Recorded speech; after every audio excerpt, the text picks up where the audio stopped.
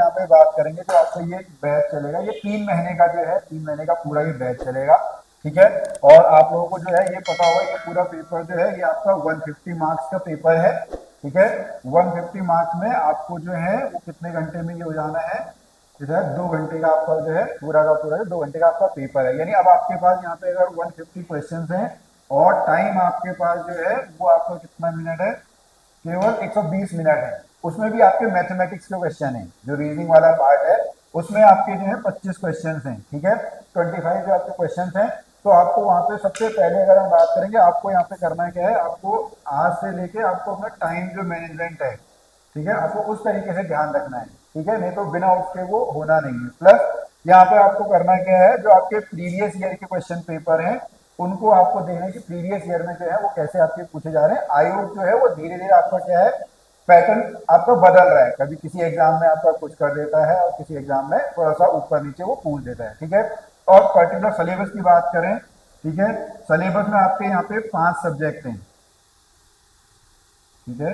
ये 5 अलग अलग आपके जो है ये सब्जेक्ट हैं, जिसमें पहला जो आता है वो आता है आपका कौन सा, वो आता है आपका शिक्षण अभिरुचि वाला जो पार्ट है वो आपका आता है। ठीक है, जिसको हम पेडागोजी नॉर्मल लैंग्वेज में आपका कह देते हैं। उसके बाद दूसरा जो है वो इंडियन रेस्पेक्ट में आपका है, जो इंडियन जीके वाला जो पार्ट है वो आपका है। ठीक है। तीसरा जो है वो आपका उत्तराखंड जीके है। फिर यहाँ पे जो मेंटल एबिलिटी और जो रीजनिंग वाला पार्ट है वो आपका है। और लास्ट में आपका जो है वो आपका कौन सा है, हिंदी है। ठीक है। यहाँ पे अगर आप इनका वेटेज भी देखेंगे, वेटेज भी सबका आपका अलग अलग है। अगर इसके वेटेज की बात करें, ये आपका 40 मार्क्स का है, ये आपका 35 मार्क्स का है, ये 30 मार्क्स का है, ये आपका 25 मार्क्स का है, और ये आपका जो है वो 20 मार्क्स का है। ठीक है। तो इस तरीके से आपका जो है ये 5 जो सब्जेक्ट हैं, 5 सब्जेक्ट आपके बटे हुए हैं। शिक्षण अभिरुचि जो है वो मेघा मैम आपको पढ़ाएंगी। ठीक है। इंडियन जीके जो है वो आपको ललित सर यहाँ पे पढ़ा देंगे। उत्तराखंड जीके है वो पार्ट मैं आपको पढ़ा दूंगा, हिंदी वाला पार्ट में पढ़ा दूंगा। रीजनिंग के लिए अरुण गुप्ता सर हैं। मैम आपने अरुण गुप्ता सर से पढ़ा था, नहीं पढ़ा था? हाँ ठीक है। तो ऐसे ही अरुण गुप्ता सर जो है वो मार्च में जब ज्वाइन करेंगे तो उस टाइम पे हम इसको जो है वो कर लेंगे। और ये जो क्लासेज हम पहले भी डिस्कस कर रहे थे, ठीक है, तो ये क्लासेस जो है वो आपकी 10 बजे से चलेंगी। ठीक है। 10 से 11 एक सेशन चलेगा, 11 से 12 एक सेशन चलेगा, और 12 से 1 जो है वो एक सेशन चलेगा। ये जो आपका 10 से 11 है ये इंडियन जीके वाला जो पार्ट है वो आपका चलेगा। ये जो आपका है ये आपका उत्तराखंड जीके वाला जो पार्ट है ये चलेगा। जो 12 से 1 है ये आपकी जो पेडागोजी वाला पार्ट है, बट ये केवल 3 दिन आपकी क्लास चलेंगी, मंडे, ट्यूसडे और वेडनेसडे। ये केवल 3 दिन आपकी चलेंगी। इसमें मेघा मैम जो है वो आपको यहाँ पे बता देंगे। ठीक है। अब पर्टिकुलर अगर मैं अपने सब्जेक्ट की बात करूँ, उसके बाद मेघा मैम लोग और सर लोग भी आपको सब्जेक्ट जो है सिलेबस आपको बता देंगे। आपके पास ये सिलेबस होना बहुत जरूरी है। ठीक है। चाहे आप सॉफ्ट कॉपी में रखें या हार्ड कॉपी में रखें, लेकिन ये सिलेबस आप लोगों के पास होना बहुत जरूरी है। इसी सिलेबस के हिसाब से आपके क्वेश्चन बनने हैं। ठीक है। अब अगर हम पर्टिकुलर उत्तराखंड की बात करें तो उत्तराखंड जो है वो 30 मार्क्स की पूछी जानी है, और यहाँ पे 10 टॉपिक बने हुए हैं। ठीक है। तो 10 टॉपिक में से अगर हमको 30 क्वेश्चन निकालने हैं तो इन जनरल ये माना जाता है कि आपको 3 क्वेश्चन जो है हर में से आपके पूछे जाएंगे। हालांकि ऐसा कहीं पर लिखा हुआ नहीं है, लेकिन अगर हम देखेंगे तो उस तरीके से आपके यहाँ पे बन के आएंगे। फिर यहाँ पे कुछ आपको ऐसे टॉपिक्स हैं, जैसे अगर हम जो 6th वाला पार्ट है, ठीक है, 6th वाले में देखेंगे वहां पे हमारे पास केवल 4 टॉपिक हैं गिनके। ठीक है। एक कुली बेगार प्रथा है, एक डोला पालकी है, वन आंदोलन है, और पृथक राज्य उत्तराखंड आंदोलन है। ठीक है। जो लास्ट वाला है पृथक उत्तराखंड राज्य आंदोलन, ये थोड़ा सा आपका बड़ा पार्ट है, लेकिन कुली बेगार डोला पालकी ये एक एक पेज के हैं। और यहाँ से अगर आपने प्रीवियस ईयर के क्वेश्चन पेपर देखे होंगे, वहां से क्वेश्चन जरूर बन के आया है, कुली बेगार से बन के आया है, डोला पालकी से भी आपका बन के आया है, और उसके बाद वन आंदोलन से भी आपके बन के आते हैं। तो इस तरीके के टॉपिक्स पे जो है आपको ज्यादा ध्यान जो है वो आपको देना है। फिर ऐसे ही अगर हम पहले वाले पे चलेंगे जहाँ पे आपका सामान्य भूगोल वाला है, ठीक है, सामान्य भूगोल में अगर हम बात करेंगे दर्रों के ऊपर क्वेश्चन आ जाता है। ठीक है। कौन सी पहाड़ियां हैं, माउंटेन है, उसके ऊपर क्वेश्चन बन जाता है। जो ग्लेशियर्स हैं उनके ऊपर जो क्वेश्चन हैं वो यहाँ पे आपके बन के आ जाते हैं। फिर इतिहास थोड़ा सा आपका बड़ा है, ठीक है, लेकिन इतिहास में अगर आप देखेंगे पिछले कुछ टाइम से क्वेश्चन जो है वो आपके आधुनिक वाले पे ज्यादा पूछे जा रहे हैं, जो ब्रिटिश काल वाला पार्ट है। ठीक है। पहले आपके, ठीक है, जो गुफा वगैरह जो है वो पूछी जाती है, प्राग ऐतिहासिक काल वाली, बट अब वो कम पूछी जा रही है। गुफा वाले में भी सिंपल से क्वेश्चन बन के आते हैं कि भैया ये गुफा कौन से आपके जिले में है। ठीक है। उस तरीके से है। फिर वन्य जीव अभ्यारण्य, इनके ऊपर तो आपके जो क्वेश्चन हैं वो आपके बन के आते हैं। कल्चर से रिलेटेड जो क्वेश्चन हैं वो भी आपके यहाँ पे बन के आते हैं। फिर जो यूकेपीएससी है वो आपका जो है समसामयिकी वाले जो क्वेश्चंस हैं, मतलब जो करंट अफेयर के क्वेश्चंस हैं, वो करंट अफेयर के क्वेश्चंस को भी वो आपका देता ही है। फिर एक टॉपिक यहाँ पे 10th नंबर पे लिखा है खेलकूद और मनोरंजन, ठीक है। सिमिलरली आपका अगर आप देखेंगे जो सेकंड वाला पार्ट है, जो आपका इंडियन जीके वाला पार्ट है, वहां पे भी खेलकूद मनोरंजन है, ठीक है। तो वहां से उन दोनों का कॉमन बना के वो दे देते हैं। और इस बार उत्तराखंड में तो चांसेस हैं क्योंकि आपका नेशनल गेम्स इस टाइम पे आपके होने जा रहे हैं, ठीक है। अप्रैल में आपका पेपर होगा, उससे पहले नेशनल गेम्स आपके हो चुके होंगे। इससे पहले अभी आपका जो है 2024 में पेरिस में जो आपका ओलंपिक हुआ था उसके ऊपर है, ठीक है। तो वहां से आपके क्वेश्चन जो है वो 3-4 क्वेश्चन जो है वो आपके बन के आने ही आने, जो खेल कूद के ऊपर है, ठीक है। उस तरीके से आपको यहाँ पे जो है पूरा का पूरा जो पढ़ना है वो आप लोग पढ़ लेंगे, ठीक है। अब कौन ललित सर आप बताओगे? ठीक है। हाँ, तो जनरल स्टडी के सिलेबस को अगर हम देखते हैं इसमें, तो उसमें भी जो है तो उसमें 10 टॉपिक, और उसका जो वेटेज है वो 35 मार्क्स का है। तो इसमें जो 10 टॉपिक हैं उसमें अगर आप इसको मोटा मोटी इसको क्लासिफाइड कर दो, इसमें 7 टॉपिक में डिवाइड हो जाते हैं। जैसे हिस्ट्री आपको पढ़ना है, ज्योग्राफी है, इसमें पॉलिटी है, जनरल साइंस है, इकोनॉमिक्स है, और जो इंटरटेनमेंट एंड स्पोर्ट्स वाला है वो हो गया, और इंटरनेशनल ऑर्गेनाइजेशन हो गया। तो 7 टॉपिक आपको इसमें मोटा मोटी पढ़ने हैं। तो इसमें आप बात यह है कि क्वेश्चन हर टॉपिक से आना है, ऐसा नहीं कि कोई टॉपिक को इग्नोर करें। एक नंबर का तो फिर भी पूछेगा ही पूछेगा, लेकिन ये आपको निर्धारित करना है कि हमको किसको कितना समय देना है। जैसे आप इकोनॉमिक्स है वो बहुत लेंदी है, लेकिन आप उसको उतना टाइम नहीं दोगे जितना आप हिस्ट्री को दोगे। तो इसके लिए आपको बहुत कम पढ़ना है, और इसके लिए जो है या तो आप करंट अफेयर का ही जो देखेंगे वो देखेंगे कुछ, और थोड़ा बहुत जो है एक आध जो टॉपिक है उनको देख सकते हो। उसके अलावा आपको जो मेहनत करनी है वो करनी है आपको जनरल साइंस में। इसके अलावा आपको हिस्ट्री, जो मॉडर्न हिस्ट्री है खास तौर पर उसमें, और पॉलिटी में भी जैसे देखिए कि उसमें आपको जो पूरी जो राज्य व्यवस्था है उसको नहीं पढ़ना है। उसमें आपके 5 टॉपिक अलग से हैं, जैसे कंज्यूमर प्रोटेक्शन एक्ट हो गया, आईपीआर हो गया, आरटीई हो गया, आरटीआई हो गया, और इस तरीके से 4-5 टॉपिक उसमें अलग से हैं, उनसे भी क्वेश्चन बनने ही बनने हैं। तो इस तरीके से आएंगे क्वेश्चन। तो आपको अपना पूरा जो इसके लिए एक टाइम बनाना है, या आपको इसमें पूरा एक जो व्यवस्थित तरह पढ़ना है, तो उसके लिए आपको हिस्ट्री मॉडर्न में आपको फोकस करना ही है। ज्योग्राफी का आपका जो इंडियन ज्योग्राफी है और वर्ल्ड ज्योग्राफी दोनों है, लेकिन इंडियन ज्योग्राफी में आपका वेटेज ज़्यादा रहेगा। और इसके अलावा जनरल साइंस काफ़ी इंपॉर्टेंट है, उसमें जो है आपके कम से कम 7 क्वेश्चन उसमें भी बनने ही बनने हैं। इसके बाद जो आपका बचेगा जैसे करंट अफेयर में भी 7 से 8 क्वेश्चन बनते हैं। तो इस तरीके से आप पूरी तैयारी को अपनी समायोजित करेंगे कि कैसे किसको आपको समय देना है।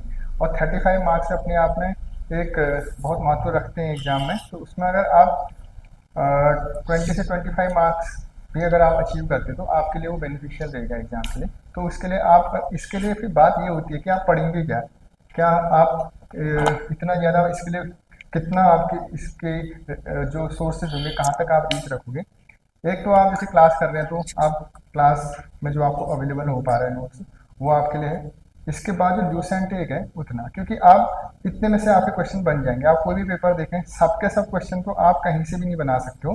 इसके लिए जो है कि अगर इतने लिमिटेड सोचो, क्योंकि आपको और भी चीज़ें देखनी है, तो ये आपका इसमें सही तरीके से एक जो आपको पढ़ने का मिलेगा, जो मतलब आप इसमें व्यवस्थित कर पाएंगे अपने टाइम मैनेजमेंट को, तो इससे आसानी हो जाएगी आपको। तो कम से कम आपके पास सोर्सेज हो और अधिक से अधिक उसका डिवीजन हो आपका, तो आप इसको पूरा कर सकते हैं। ठीक है, सबसे पहले तो मेरा परिचय पहली बार हो रहा है ना।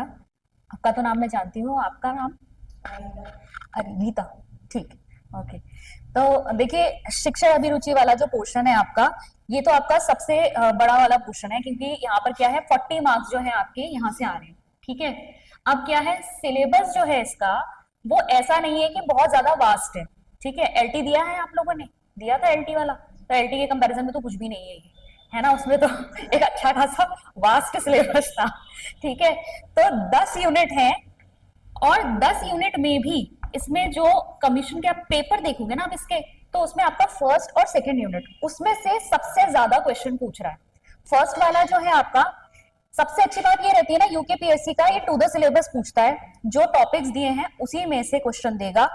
कुछ क्वेश्चन बाहर के आते हैं, उसकी बात बाद में करेंगे, लेकिन पहले हम फर्स्ट यूनिट की अगर हम बात करें, हमारा फर्स्ट यूनिट जो है वो किससे रिलेटेड है, जितने भी हमारे स्वतंत्रता के बाद शिक्षा से रिलेटेड कमीशन आयोग बने हैं या कुछ इंपॉर्टेंट ऑर्गेनाइजेशंस हैं, ठीक है, जो हमारी शिक्षा से रिलेटेड हैं, उन पर ये पूछेगा। अब इन्होंने दे रखा है स्पेसिफिकली टॉपिक, तो हम टॉपिक पर ही रहेंगे। कुछ लोगों को लगता है, कई बार क्वेश्चन आता है कि क्या इसमें पहले के भी पढ़ने हैं, स्वतंत्रता से पहले वाले भी पढ़ने हैं, तो नहीं पढ़ने, ऑप्शन में देता है वो, हमें नहीं पढ़ना। उसके बारे में कभी भी इस तरह का क्वेश्चन नहीं देता कि वहां वाला कमीशन हमें पढ़ना पड़ जाए। एक दो चीजें जिसके बारे में जब हम कल से शुरुआत करेंगे तो हम पहले उन्हीं को देख लेंगे। जैसे Magna carta of Indian education किसे कहते हैं, बताइए।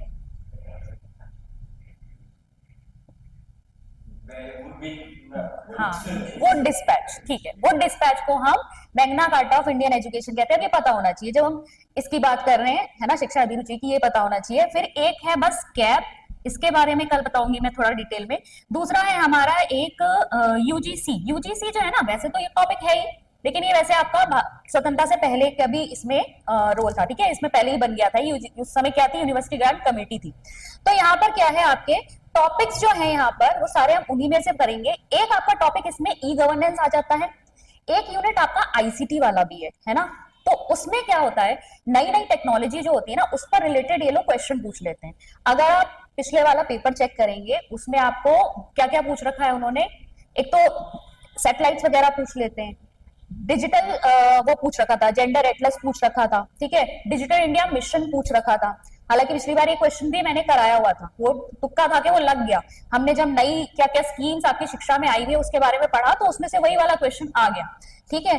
अभी भी हम यही करेंगे जो आपने शायद एलटी के सिलेबस में भी पढ़ा होगा, दीक्षा, निष्ठा, ये सब क्या है, आपकी शिक्षा से जुड़ी हुई कुछ नई इनोवेशंस है, ठीक है, कुछ नई टेक्नोलॉजी है जो इसमें ऐड हुई है। तो इनके बारे में हमें थोड़ा बेसिक जरूर जानना चाहिए, क्योंकि यहाँ पे से क्वेश्चन अपने हिसाब से वो पूछ ही लेता है। बाकी पूछेगा कहाँ से, कमीशन का डेट पूछ लेता है, रिपोर्ट सबमिशन पूछ लेता है, रिपोर्ट किस नाम से थी ये पूछ लेता है, कोई इंपॉर्टेंट रिकमेंडेशन दी थी वो पूछ लेता है। इस तरह की चीजें इसमें आ जाती है।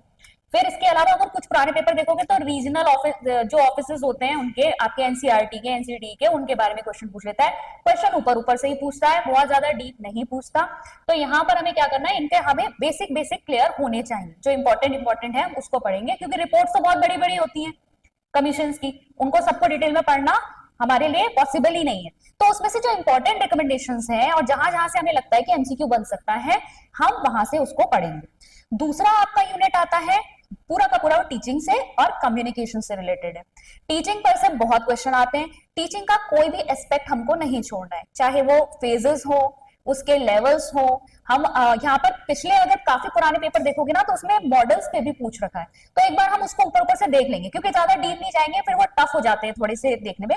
तो लेकिन हम एक बार उसको ऊपर ऊपर से थोड़ा सा टच कर लेंगे। इसके अलावा आपके टीचिंग मेथड्स होते हैं, टीचिंग एड्स होते हैं, मतलब शिक्षा से जुड़ा हुआ जितने भी एस्पेक्ट हैं उनको हम कवर करेंगे, वो छोड़ना ही नहीं है। उसमें से आएंगे, भर भर के क्वेश्चन आते हैं उसमें। फिर आपका कम्युनिकेशन आता है। कम्युनिकेशन एक इजी टॉपिक है, ऐसा कोई टफ नहीं है। क्लासरूम में कम्युनिकेशन कैसे किया जाता है, फिर क्लासरूम कम्युनिकेशन के साथ साथ इसमें वर्बल, नॉन वर्बल टाइप्स क्या क्या होते हैं, ठीक है, और अब नई नई क्या क्या इसमें चीजें आती जा रही है। पिछली बार आपसे एक क्वेश्चन कम्युनिकेशन के ली थायर की थ्योरी पर भी पूछ लिया था, उन्होंने कितने टाइप के बताए। तो अगर इस तरीके की कोई थ्योरीज वगैरह भी हैं तो उनको भी हम यहाँ पर कवर कर लेंगे, ठीक है। फिर आता है आपका इसके बाद के जो आपके टॉपिक्स है ना, ये जो दो थे बहुत ही इंपॉर्टेंट यूनिट्स हैं, इनको कवर करना बहुत ज्यादा जरूरी है। इसके बाद के जो यूनिट्स हैं उसमें से एक एक दो क्वेश्चन बनते हैं। जैसे वैल्यू बेस्ड एजुकेशन है, ठीक है, मूल्य आधारित शिक्षा। मूल्य कितने प्रकार के होते हैं, ठीक है। पिछली बार क्वेश्चन क्या आया था, स्प्रेंजर के अनुसार मूल्यों के आधार पर कितने प्रकार के व्यक्तित्व के प्रकार होते हैं ना, ये बताया था उन्होंने। तो यहाँ पर ये इस क्वेश्चन को आप व्यक्तित्व से भी जोड़ सकते हैं, इस क्वेश्चन को आप वैल्यू वाले जो यूनिट है उससे भी जोड़ सकते हैं, ठीक है। तो यहाँ पर आपको वैल्यू से रिलेटेड एक क्वेश्चन आ जाएगा। एक क्वेश्चन ये भी पूछ रखा था, वैल्यू शब्द की उत्पत्ति किससे हुई है, इस तरह के क्वेश्चन भी इस पे बन जाते हैं। फिर आता है चौथा वाला जो है आपका डिसिप्लिन से रिलेटेड, ठीक है। कक्षा अनुशासन, डिसिप्लिन कितने टाइप के होते हैं ये हमें देखना है।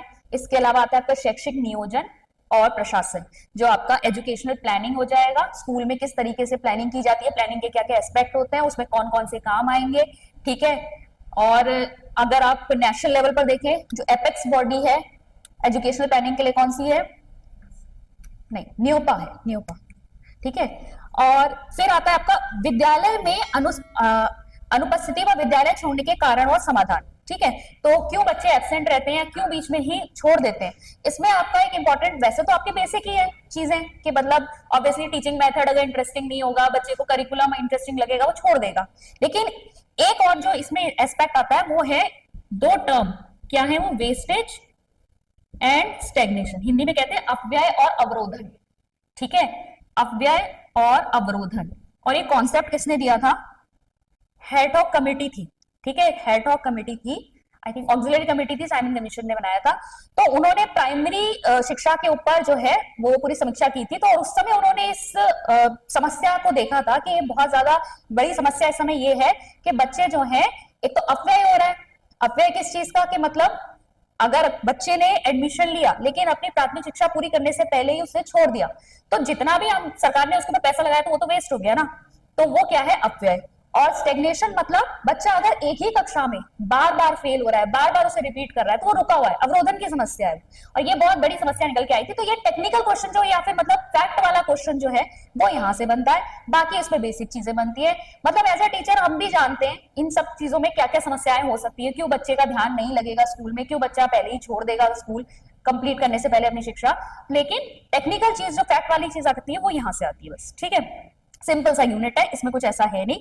इसके बाद आता है आपका शिक्षा में कंप्यूटर, कंप्यूटर शिक्षा, या बेसिकली हम यहाँ पर कंप्यूटर से रिलेटेड जो एक बेसिक नॉलेज होनी चाहिए। अब ये बहुत है, आप लोग जो अगर ग्रुप सी वगैरह की तैयारी भी करते हैं और भी आप एग्जाम्स की तैयारी करते हैं, जीएस भी पढ़ते हो, उसमें भी कंप्यूटर का एक बेसिक वाला पार्ट आता ही है। तो वहां बेसिक आपको प्रिपेयर करना ही होता है, वो बेसिक तो वहां से आ जाएगा।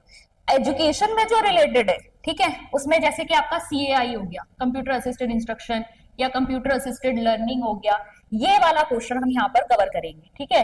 कंप्यूटर से भी रिलेटेड बेसिक पढ़ेंगे, लेकिन मेनली हमारे काम का जो है वो ये वाला क्वेश्चन है। फिर अगर हम इसमें अगर देखें तो आपका कंप्यूटर किस तरीके से आजकल इनोवेशंस लेकर आ रहा है शिक्षा के क्षेत्र में, वो हम यहाँ पर चेक करेंगे। फिर शैक्षिक तकनीकी की बात आती है, ये वाला यूनिट थोड़ा सा आपका टफ है। टफ मीन द सेंस कि यहाँ पर हार्डवेयर अप्रोच, सॉफ्टवेयर अप्रोच तो फिर भी ठीक आ जाती है, लेकिन जब हम सिस्टम अप्रोच पे आते हैं वहां से थोड़ी सी इसमें टेक्निकल चीजें और ज्यादा आ जाती हैं। तो वो जो है आपका पोर्शन हम यहाँ पर कवर करेंगे। फिर है शिक्षण व्यवसाय कार्य संतुष्टि, बहुत ही बेसिक यूनिट है। क्या टीचिंग प्रोफेशन क्या है, कैसे नॉर्म्स यहाँ पर फॉलो होनी चाहिए, हम सब एज अ टीचर हमारे अंदर क्या क्वालिटीज होनी चाहिए वो इसमें इंक्लूड होंगी, तो वो आपको पता होनी चाहिए। फिर विद्यार्थियों के व्यक्तित्व विकास में शिक्षक की भूमिका, पर्सनालिटी डेवलपमेंट में टीचर का रोल क्या होता है, यहाँ पर हमें ये देखना है। क्लासरूम के अंदर हमें क्या क्या ऐसी एक्टिविटीज लेनी चाहिए जिससे बच्चे का जो पर्सनालिटी डेवलपमेंट हो, स्कूल में ओवरऑल स्कूल में को-करिकुलर एक्टिविटीज के थ्रू भी हमें कैसे बच्चे का पर्सनालिटी डेवलपमेंट करना है। और मैं इसमें आपको पर्सनालिटी की थ्योरीज भी करवाऊंगी, ठीक है, क्योंकि हम नहीं कह सकते कि इसमें अगर थ्योरी बेस्ड क्वेश्चन पूछ ले वो, ठीक है। तो पर्सनालिटी की थ्योरीज भी हम यहाँ पर कवर करेंगे। और लास्ट आता है आपका शैक्षिक मूल्यांकन। बेसिकली इसमें क्या आएगा आपका, मेजरमेंट यानी मापन, असेसमेंट आकलन, और मूल्यांकन। इसमें CCE पढ़ेंगे हम, फॉर्मेटिव असेसमेंट क्या होते हैं, समेटिव असेसमेंट क्या होते हैं, assessment as learning, for learning, of learning. इसके अलावा एक स्कूल बेस्ड असेसमेंट SBA नया कॉन्सेप्ट आया है, ये सारी चीजें हम इसमें देखेंगे। फिर एक अच्छे टेस्ट के क्या क्या क्वालिटीज होती हैं, ठीक है, एक अच्छे परीक्षण के क्वेश्चन किस टाइप के बनाने चाहिए, तो ये चीजें जो है ऑब्जेक्टिविटी वगैरह ये सब हम इसमें स्टडी करेंगे। सिलेबस छोटा सा है, ऐसा कोई वो नहीं है, आपके पास आराम से 3 महीने का समय है, इसमें कवर किया जा सकता है। चैलेंज यहाँ पर क्या हो जाता है, क्योंकि अदर सेक्शंस के साथ भी इसको कवर करना है ना, तो इसके लिए टाइम निकालना है, लेकिन बहुत स्कोरिंग है। अगर आपने इसको कर लिया, इतना टफ है नहीं, बीएड में भी आपने पढ़ रखा है सब कुछ, ठीक है। इसमें बस थोड़े थोड़े कॉन्सेप्ट क्लियर करने हैं, फैक्ट बेस्ड रहता है, उसको याद करना है, ठीक है। तो ये हम यहाँ पर कवर करेंगे, MCQ के साथ भी हम इसकी प्रैक्टिस करते रहेंगे। अच्छा, अब इसको सिलेबस तो मैंने बता दिया, आपको लगातार क्या करना है, रेगुलर बेसिस पर PYQs या फिर प्रीवियस ईयर पेपर चेक करते रहना है। एक बार देख के नहीं, बार बार अपनी तैयारी करो, बीच बीच में देखते रहो, फिर से क्वेश्चन तो भूल जाते हैं, ठीक है। तो इसमें पेपर्स बार बार चेक करने हैं, हमारी तैयारी सही चल रही है या नहीं, हम कर पा रहे हैं या नहीं। थोड़ा सा मैं आइडिया आपको बुक्स का दे देती हूँ, क्योंकि बुक्स के लिए भी जो है यहाँ पर थोड़ी सी क्वेरीज आती रहती हैं। अब देखो, पहले तो मैं वो बुक्स बता देती हूँ जो इस समय मार्केट में लेक्चर्स के लिए अवेलेबल है, जो मैं देख कर आई हूँ, ठीक है। एक अरिहंत की किताब आ रही है आपकी, ठीक है। ये अरिहंत की किताब जो है आपकी पूरा कवर कर रही है, पूरा कवर मतलब ये सारे सेक्शन दे रखे हैं, स्टडी मटेरियल विद MCQs, ठीक है, हिंदी में तो है, इंग्लिश में एक बार देख लेना अगर इंग्लिश में अवेलेबल है या नहीं है। ये काफी मोटी किताब है।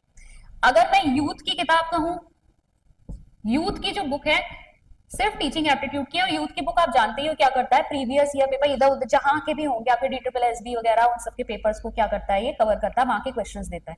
थोड़ा थोड़ा यहाँ पर टॉपिक समझाया हुआ है, उसके बाद इन्होंने प्रीवियस कहीं उससे रिलेटेड जो भी क्वेश्चंस आए हैं उसको इन्होंने कराए कवर। ठीक है, यूथ में भी टीचिंग एप्टीट्यूड की ही आ रही है। फिर एक आपकी बुक आ रही है नोट्स पब्लिकेशन की, जो वन लाइनर आती थी, उन्हीं की BS नेगी की ही एक किताब जो है नोट्स पब्लिकेशन की। यहां पर एक किताब है, उसमें 25 प्रैक्टिस सेट पूरे कंप्लीट। ठीक है, 25 प्रैक्टिस सेट। अब वैसे मैं बताऊं तो ऐसा नहीं है कि सारे क्वेश्चन काम के होते हैं, बाकी एज एन एस्पिरेंट आपको पढ़ते पढ़ते समझ में आ जाता है कौन सा क्वेश्चन काम का है, आने वाला है एग्जाम में, कौन सा बस ऐसे ही दे रखा है नहीं आएगा। मैंने जब एक आध बार चेक करने की कोशिश की तो मतलब मुझे खुद भी छांटने पड़ रहे हैं, सारे क्वेश्चन काम के नहीं होते। ये कहो कि 40 क्वेश्चन उसमें दे रखे, 40 के 40 क्वेश्चन बड़े अच्छे नहीं, लेकिन ठीक है, प्रैक्टिस के लिए आपको क्या करना है, हमें ये नहीं चेक करना होता है कि हमेशा जो है जो क्वेश्चन हम कर रहे हैं वही आ जाए, वो तो किस्मत की बात है। हमें प्रैक्टिस करनी है कि जो हमने कॉन्सेप्ट पढ़ा है उसमें से अगर क्वेश्चन आ रहा है हम कर पा रहे हैं या नहीं। तो प्रैक्टिस के लिए आप इसको जरूर देख सकते हैं। ठीक है, और एक किताब टारगेट की भी है। ठीक है, और टारगेट वाली किताब जो है उसमें भी आपके प्रैक्टिस सेट ही हैं, लेकिन 25 नहीं है, कम है शायद इससे। ठीक है, ये बुक्स तो मैंने अभी मार्केट में जो अवेलेबल है वो देखी। अगर आपको और ढंग से पढ़ना है, मेन जो ढंग से पढ़ने वाली बात है, तो फिर तो काम आती है बीएड वाली किताबें। ठीक है, बीएड वाली किताबें जो है हमारी, उसमें इतना डिटेल भी नहीं होता है, क्योंकि उसमें सेलेक्टिव स्टडी करनी है। ऐसा नहीं है कि आपको पूरी किताबें पढ़नी है, सेलेक्टिव स्टडी करनी है। एक आपकी आती है जिसमें आपका हिस्टोरिकल बैकग्राउंड दिया है, हिस्ट्री पढ़ते थे ना हम उसमें। ठीक है, इंडियन एजुकेशन सिस्टम की जो हिस्टोरिकल बैकग्राउंड था, उसमें से आपको सेलेक्टेड कमीशन जो आपके इसमें दिए हुए हैं वही आपको कवर करनी। ठीक है, इसके अलावा एक एजुकेशनल टेक्नोलॉजी की किताब आती थी, एजुकेशनल टेक्नोलॉजी। इसमें आपको क्या क्या मिल जाएगा, एजुकेशनल टेक्नोलॉजी वाला यूनिट मिल जाएगा, टीचिंग वाला यूनिट मिल जाएगा, सेकंड यूनिट है इसमें टेक्नोलॉजी वाला यूनिट है, फिर आपको इसमें लास्ट वाला जो मेजरमेंट असेसमेंट इवैल्यूएशन है वो भी आपको इसमें मिल जाएगा। इसमें आपको काफी यूनिट कवर हो जाएगा, कंप्यूटर वाला पोर्शन भी आपका यहाँ कवर हो जाएगा, इसमें काफी यूनिट कवर हो जाते हैं। ठीक है, साइकोलॉजी वाइकोलॉजी यहाँ पर पढ़नी नहीं है, बहुत ही अच्छी बात है। ये दो किताबें वैसे काफी इनफ है, अगर बीएड वाली किताबें अगर आपको मिल जाती हैं, इसमें से आपका बहुत कुछ कवर हो जाएगा। ठीक है, और दूसरी चीज, अब कुछ भी नहीं करना है, हमेशा सोर्स पता है क्या पढ़ना चाहिए, ऑथेंटिक। कोशिश करनी चाहिए ऑथेंटिक सोर्स पढ़ो, जिससे कि कभी कभी वही जो आता है ना लास्ट में, नहीं तो हम परेशान हो रहे होते हैं, क्वेश्चन गलत है, अब सोर्स कहां से लेकर आए, अगर उस पर ऑब्जेक्शन उठाना है तो कैसे उठाएं। तो अगर ऑथेंटिक पढ़ोगे तभी ऑब्जेक्शन उठा पाओगे। ई ज्ञान कोश क्या है ये, कौन सा मटेरियल मिलता है यहाँ पे, एचडी में भी पढ़ा होगा, नहीं पता। ई ज्ञान कोश में इग्नू का मटेरियल मिलता है। ठीक है, हाँ, इग्नू का स्टडी मटेरियल मिलता है यहाँ पर, बहुत अच्छा है। टॉपिक डालो, ठीक है, एजुकेशन टेक्नोलॉजी टॉपिक डालो, उसके आगे लिख दो ई ज्ञान कोश, पीडीएफ खुल के आ जाती है, उस पीडीएफ से पढ़ोगे। पीडीएफ बहुत डिटेल नहीं होती और ऑथेंटिक होगा। अगर कल को मान लो आपने यहाँ से पढ़ा है और वहां पे आंसर गलत है, इसको लगा दोगे और वो मानना ही पड़ेगा उसको, क्योंकि गवर्नमेंट की साइट है ना, वो इग्नू गवर्नमेंट का ही हो गया, उसको मानना ही पड़ेगा। ठीक है, ये ऑथेंटिक सोर्स है। अगर यहां से लगाते हो तो, अगर ऑब्जेक्शन लगाओगे, रिसोर्स देना पड़ता है ना वहां पर, तो ऑथेंटिक सोर्स के लिए कोई भी टॉपिक पढ़ रहे हो, मैं खुद भी देखती हूँ, कई बार ऐसा होता है मुझे क्लैरिटी चाहिए होती है, आप ये भी देखोगे ना, कमीशन वमीशन के नाम डाल के भी आगे से ये ज्ञान कोश डालो, पीडीएफ खुल के आ जाती है, उसमें सारी सही चीजें होंगी। फैक्ट कहीं से अगर देखना है कि वैसे तो आपको आपको एक आध बुक से यहाँ से पकड़नी पड़ती है, लेकिन अगर यहाँ पर अगर आप ऑथेंटिसिटी पे जाना चाहते हो कि ये सही लिखा है या नहीं लिखा है, तो वो ई ज्ञान कोश को चेक कर सकते हो। और पीडीएफ है, फ्री है, पैसे भी नहीं लग रहे। ठीक है, इसको अगर चाहो तो अगर कुछ इंपॉर्टेंट है, क्या करो, कॉपी पेस्ट करो वहां से उठा के इसे, और उसके प्रिंट निकाल लो, ऑफलाइन में भी आ जाए। सारे प्रिंट मत निकालो ना, पूरी पीडीएफ की प्रिंट क्यों निकाल रहे हो, कॉपी पेस्ट कर लो, जितना मटेरियल तुम्हें लग रहा है, या नोट्स बनाने उसी पीडीएफ से नोट्स बना लो, ताकि कल को तुम्हारे पास ऑफलाइन मटेरियल रहे। क्योंकि ऑनलाइन इतनी सारी चीजें पढ़ना ना बहुत ज्यादा डिफिकल्ट हो जाता है, हर समय मोबाइल में या लैपटॉप खोल के नहीं बैठ सकते ना, और लास्ट मोमेंट में चाहिए होता है क्विक रिवीजन के लिए, हमारे हाथ में कोई ना कोई चीज हैंडी होनी चाहिए कि जिसको हम फटाफट ऐसे रिवाइज कर दें, अंडरलाइन कर रखा हो। तो ये यहाँ पर टॉपिक डालो, उसमें से पीडीएफ लो, नोट्स बना लो, अपना काम हो जाएगा। ठीक है, अगर इन सारी किताबों पे नहीं जाना चाहते, क्योंकि हम जब यहाँ पर काम करेंगे तो ऑब्वियसली टॉपिक हम बढ़ाएंगे, वीकली आपके एमसीक्यू भी होंगे, तो एमसीक्यू में यहाँ से भी जो इंपॉर्टेंट वाले होंगे वो मैं ले लूंगी ऑलरेडी, ठीक है। जितनी मेरी कोशिश रहेगी कि ज्यादा से ज्यादा एमसीक्यू हम यहाँ पर कवर कर लें, तो इतना आपको इधर उधर भागना नहीं पड़ेगा। ये तो मैंने इसलिए बताया कि आपको पता भी होना चाहिए सोर्सेज क्या है अगर खुद से भी पढ़ रहे हो तो, ठीक है। और कोई क्वेश्चन आपकी तरफ से है? कुछ नहीं? बाद में अभी कुछ नहीं है, ठीक है। तो ये तो खैर मेरी तरफ से एक समराइज्ड व्यू था कि हम टीचिंग एप्टीट्यूड को अगले 3 महीने में कैसे कवर करने वाले हैं। कल से हम शुरू करेंगे, ठीक है। थोड़ा सा हिस्टोरिकल बैकग्राउंड क्या है यूजीसी, और कल हम अपना पहला कमीशन राधाकृष्ण कमीशन उसको कवर करेंगे। चलो फिर, अब फिर क्वेश्चन वैसे तैयार ही रखना, नहीं तो फिर मैं पूछना शुरू कर दूंगी। चलो।